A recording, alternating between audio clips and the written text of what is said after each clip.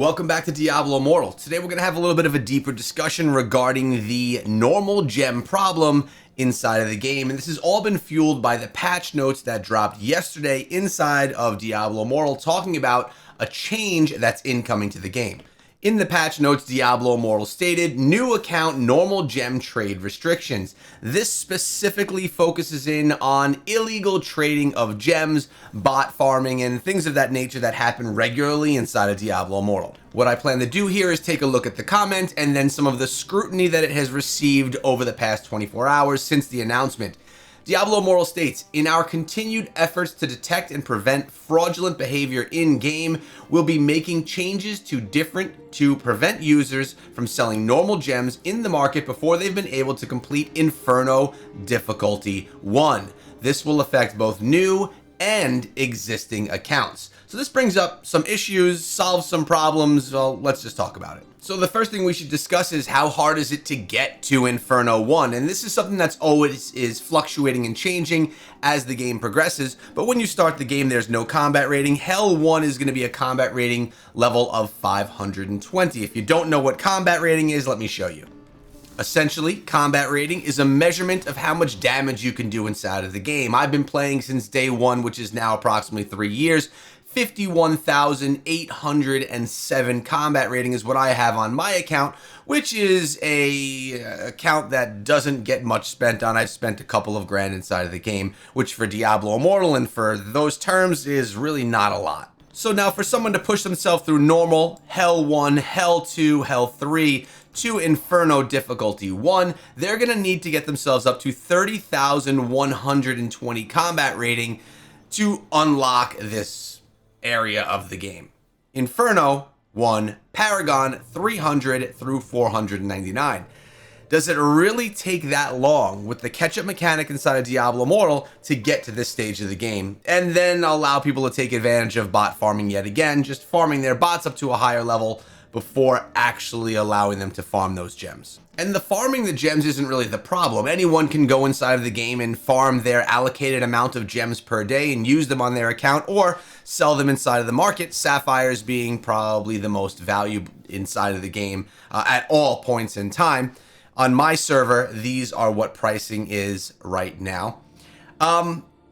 The issue is when you have multiple bots doing this, replicating gems, gem duplication, and really manipulating the markets, especially when some of these gems are really hard to attain and can get very expensive when you need so many of them to actually upgrade your account to a max level. Let's take a look at how many you actually need of these to attain a max level gem. This is a great tool that you guys can use if you want to. It's called ditools.info, and you could do things with both legendary gems and with normal gems. Of course, today we're focusing in on the normal, and it doesn't matter what gem we're looking at, tourmaline, ruby, aquamarine, sapphire, citrine, or topaz. We'll focus in on sapphire just because it's the most popular in the game. The amount of gems needed to level them up to a max level is the same. So obviously a rank 1 is going to take one of those gems. You want to get it to rank 2, you're going to need 3. Rank 3, you're going to need 9. But let's just jump all the way. If you want to get this thing up to a rank 10, max level, which is something that I am not even close to attaining yet, for one of these gems inside of the game, you're looking at 19,683 of those gems needed. That jumped quite a bit from what you needed to get it to a rank 3. If you want to get up to a rank 7, you need 729. Rank 8, you need 2,187. Rank 9, 6,561. And then again, 19,683. So this is something that's very desirable. It's actually a lot easier to unlock normal legendary gems inside of the game because you could get them easier, you could spend on them and find them in the market, plus you need less of them for those upgrades and there's more actually available. And keep in mind, that number I gave you is only for one gem to upgrade. If you take a look at all my green slots, we have 3, 6, 9, 12, 13, 14, 15, 16, 17, 18, 19, 20 slots in total, which tells you this. You're gonna need 393,660 normal gems to upgrade all of your normal gems to max at the current state of the game right now.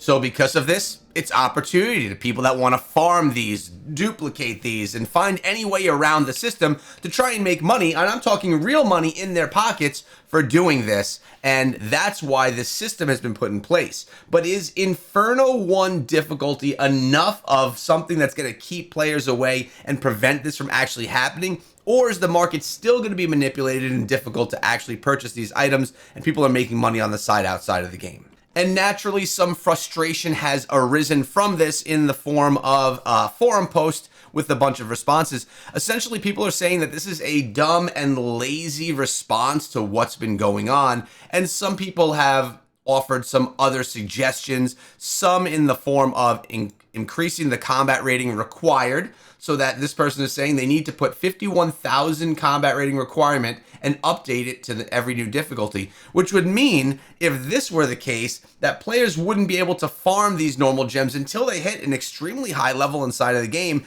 which in honesty really kills the experience for brand new players. And that's something that's a problem here.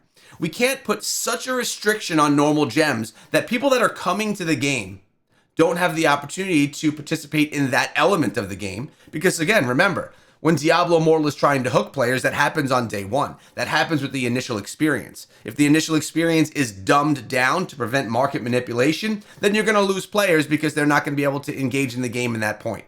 So it's a really difficult balance, and I know that it's not an easy answer, response, or just there's no clear way, in my opinion, to make this completely done. But here, Sin seems to think that they need to eliminate peer networked market and make it a one-to-one exchange NPC instant. Buying and selling to an NPC for a max price, no fluctuations. It leaves no room for manipulation. And I actually really like this idea. Now, I am not a coder. I don't know how any of this stuff works. I'm not a game creator.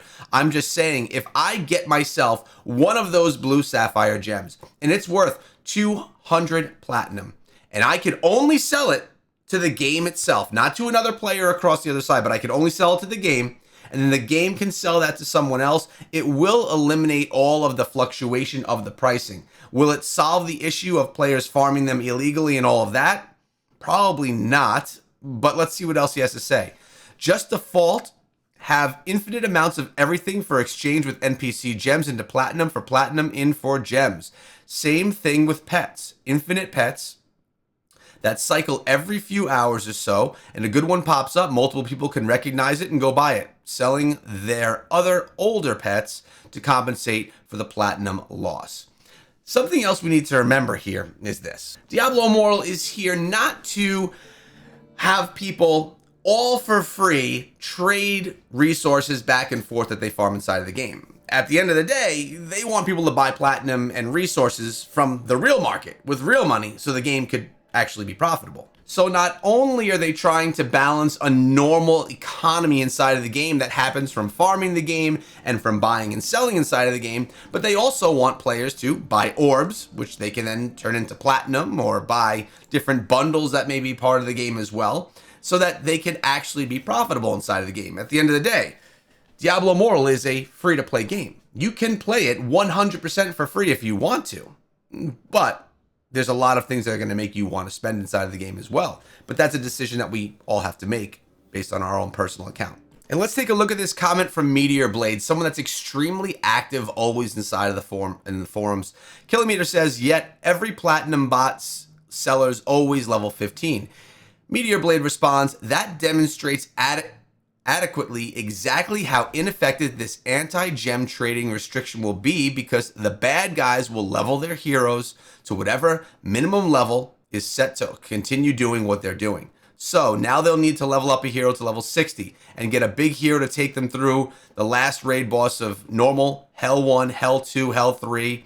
Just basically what he's saying is, no matter what restriction is put, if it's based on level only, all you need is one big, strong character. One big, strong barbarian, whatever character it is, doesn't matter.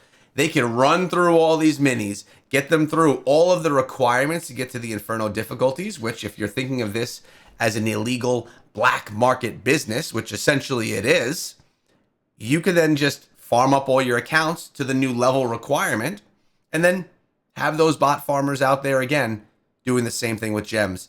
And actually the restriction based on level, Inferno difficulty 1, isn't actually a restriction at all anymore. Just an extra hurdle for those guys to have to jump through, which they're probably willing to do. So when the game launched, everyone was talking about legendary gems and how they were so pay to win, and that was the problem with the game. And at the end of the day, when you look 3 years later, some of the biggest players in the game are all rocking themselves all 5-star, rank 10 legendary gems with resonance within them as well. Gem resonance looking super strong on their gems. And the true problem, the area of the game that even some of the biggest whales are struggling to push themselves through, is with the normal gems. So what is the answer to solve this problem? Is there a level that's just unattainable, that doesn't eliminate brand new players and ruin the gaming experience for them? Or is selling to an NPC and having an in-game market that is controlled by Blizzard, where there's no market fluctuation in price, the only way to do this so that it can actually eliminate bot farming for normal gems? I'd love to hear your guys' thoughts. Sound off below. If you love Diablo Immortal, subscribe to the channel. I'll see you in tomorrow's video.